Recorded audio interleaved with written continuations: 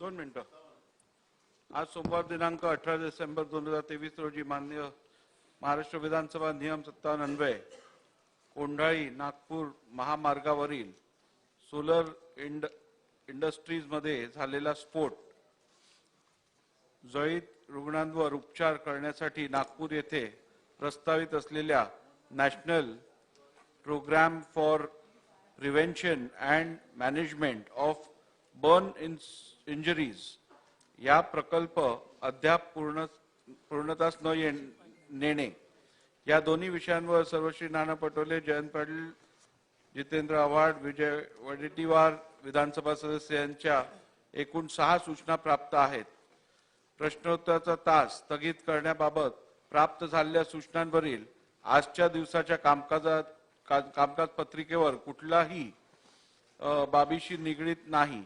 तसेच या विषयांवर स्थगन प्रस्तावाच्या सूचना देखील प्राप्त आहेत.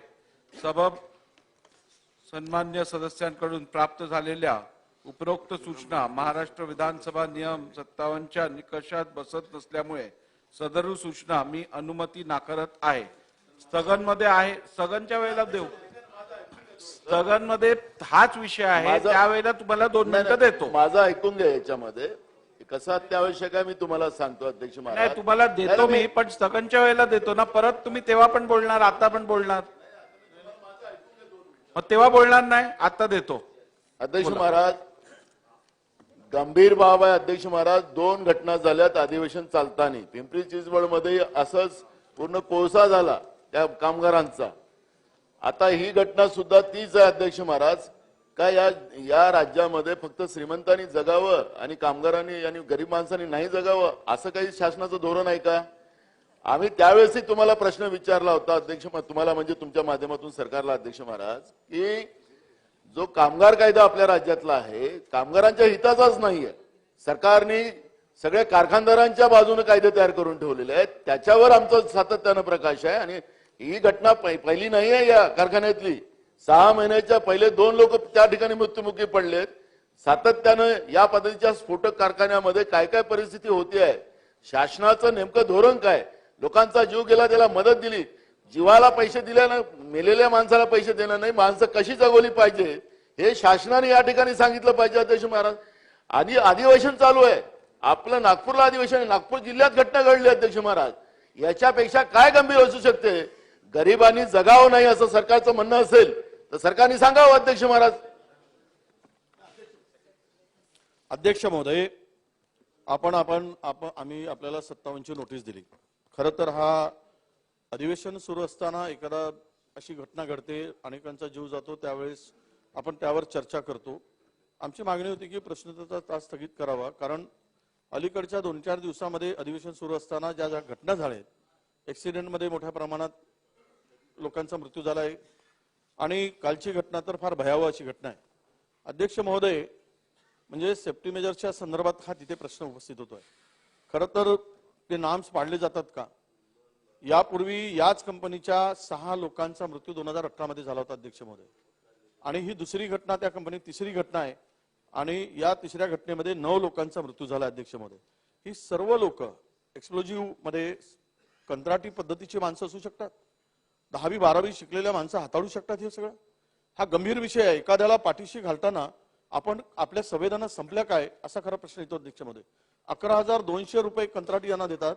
त्या ठिकाणी आपल्याला निदर्शनास आणून येतो अध्यक्ष महोदय, गंभीर घटना असल्यामुळे, की मिनिमम वेजेस सुद्धा त्या मजुरांना दिले जात नाही. मिनिमम वेजेस सुद्धा 11,200 स्लिप आणली आम्ही, एका मजुराचं स्टेटमेंट रेकॉर्ड करून आणलं आम्ही, आणि ते लपून राहिलेलं नाही अध्यक्ष महोदय. त्या ठिकाणी 23 वर्षाच्या मुलीचा मृत्यू झाला अध्यक्ष महोदय. एक महिला तर तिला 2 छोट्या छोट्या बालिका आहेत. पैसे तुम्ही देणार, 5 लाख देणार, 20 लाख देणार, 25 लाख देणार, त्या 2 मुलींचं संगोपन कोण करणार? ती विधवा आहे अध्यक्ष महोदय, ती जी महिला तिथे गेलेली, आणि 2च लहान मुली आहेत, वडील नाही, आई गेली. हे पैसे कुठे येणार? विषय असा आहे की हे संपूर्ण प्रकरण आपण लक्षात घेताना त्या मालकांच्यावर अद्यापर्यंत गुन्हा दाखल झालाय की मला माहित नाही, पण तो खरं म्हणजे यांचा खून आहे. या मजुरांचा खून केलाय त्यांनी. 302 चा गुन्हा दाखल व्हायला पाहिजे त्या मालकावर. कोण लागून गेला हा मालक? कशाला संरक्षण? आणि देशाच्या संरक्षण जिथे स्फोटके तयार होतात, जिथे संपूर्ण दारुगोळा तयार होतो, आणि अशा ठिकाणी कंत्राटी मजूर अनस्किल्ड लेबर त्या ठिकाणी लावले जातात अध्यक्ष महोदय, अनस्किल्ड. काल दोनही उपमुख्यमंत्री जाऊन आले, आम्ही पण जाऊन आलो तिथे. हा फार गंभीर विषय आहे, यावर चर्चा व्हावी अशी आमची विनंती आहे अध्यक्ष महोदय. नागपुरामध्ये तो इको सेन्सिटिव्ह झोन आहे, हा वेगळा विषय आहे.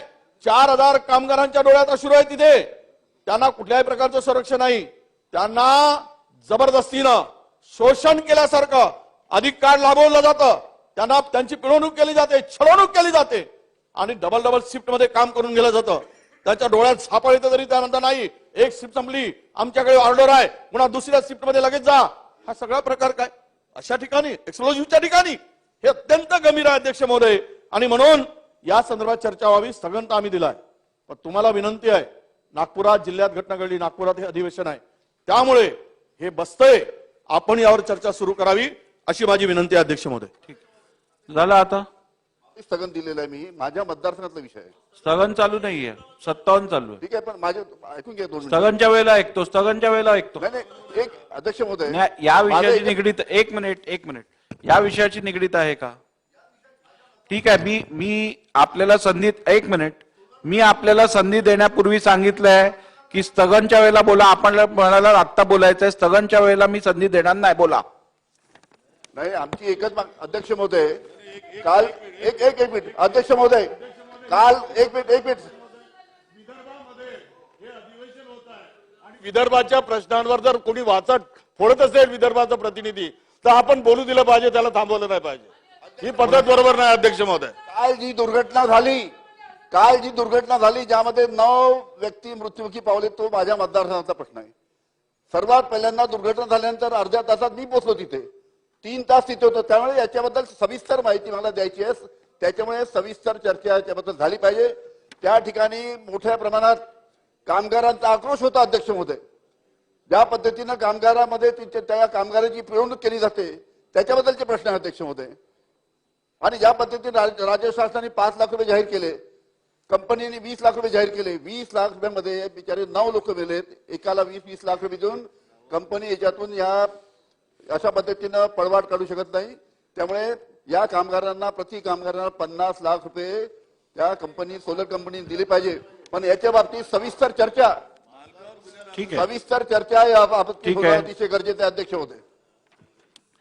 सन्मान्य सदस्य नाना पटोलेजी, विरोधी पक्ष नेते विजय वडेट्टीवारजी आणि सन्मान्य सदस्य अनिल देशमुखजींनी जी माहिती आणि जो मुद्दा आज सभागृहात मांडलेला आहे तो अत्यंत गंभीर आहे आणि या संदर्भातली गंभीर नोंद शासनाने घेऊन या विषयातलं निवेदन शासनाने करावं. प्रश्न उत्तरे.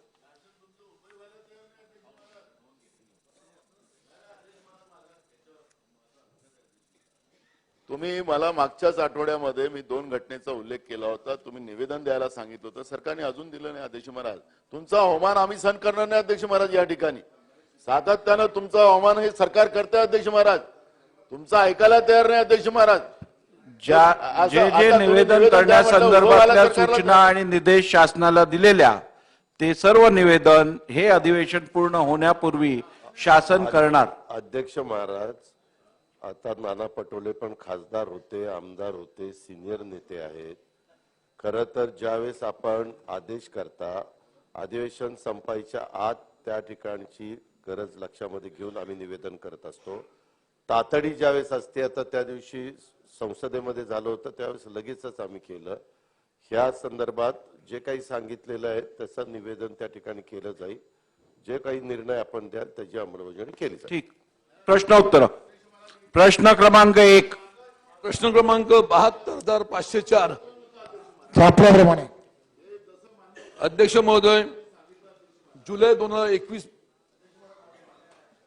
माननीय उपमुख्यमंत्र्यांनी जे सांगितलं, मी तातडीचं सांगितलं की अमरावती जिल्ह्यामध्ये शस्त्रसाठा सापडलेला. मी आणि ही तातडीची बाब नाही अध्यक्ष महाराज. तुम्ही सांगितलं संध्याकाळपर्यंत निवेदन द्या. अमरावती आहे किती दूर नागपूर पासून? इथं अधिवेशन चाललेलं अध्यक्ष महाराज. हे गंभीर बाब नाहीये. दिलं काय सरकारने निवेदन केलं का? नाही केलं अध्यक्ष महाराज. मी तुमचा अवमान होता अध्यक्ष महाराज, त्याची काळजी आम्हाला जास्त आहे. हे आम्हाला ते सांगायचं उपमुख्यमंत्री महोदयांना. मी खासदार आहे, आमदार आहो आत्ताही. मी अध्यक्ष महाराज, माझा मुद्दा एवढाच आहे की हा सरकार गंभीर नाही आहे. हे आमचा आक्षेप आहे आणि तुम्ही पण त्यांना तांबी द्या एवढंच आमचं म्हणणं आहे. ठीक.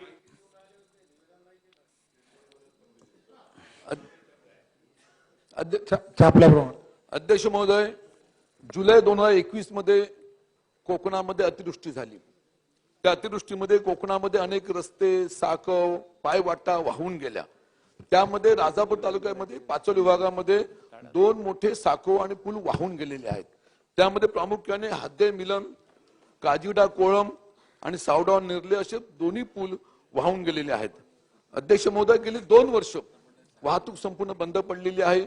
मुलं असतील, महिला असतील, वृद्ध माणसं असतील, त्यांना जाण्याचा संपूर्ण संपर्क तुटलेला आहे. म्हणून अध्यक्ष महोदय, तुमच्याकडनं अपेक्षा आहेत. मंत्री महोदय कोकणामधले आहेत. कोकणामध्ये आतापर्यंत झुकतमाप आपण दिलेला आहे आणि 14 वर्षाच्या माझ्या कारकिर्दीमध्ये पहिले मंत्री आपण असाल की आपण भरभरून माझ्या कोकणाला दिलेला आहे आणि माझ्या मतदारसंघाला दिले. त्यावर निश्चितपणे आभार व्यक्त करतो आणि म्हणून आपल्या नम्रपणे विनंती करतो